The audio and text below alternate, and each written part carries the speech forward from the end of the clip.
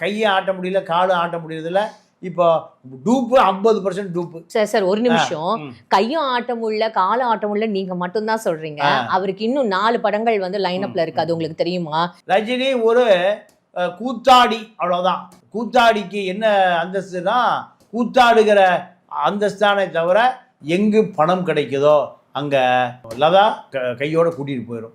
ஆட சொல்லி இந்த அம்மா பணத்தை வசூல் பண்ணிட்டு வந்துடும். டெய்லி அந்த அம்மா பொறுத்த வரைக்கும் ஒவ்வொரு சினிமா கம்பெனிக்கு ஃபோன் பண்ணி எங்கள் கால் ஷீட் இருக்குங்க, ஏதோ ஒரு அமௌண்ட்டை கொடுங்க. இப்போ Rajini call sheet. Rajini sir, அம்மா எனக்கு போதுமா, நடக்க முடியலம்மா. ஆமாம் சார், அவருக்கு உடம்பு சரியில்லாமல் ஹாஸ்பிட்டல் நிறைய அட்மிட் ஆனாலும் அவருக்கு தொடர்ந்து இந்த மாதிரியான அதாவது அவரை ஏடி மிஸ்ராக லதா ரஜினிக்கு வந்து பயன்படுத்துது.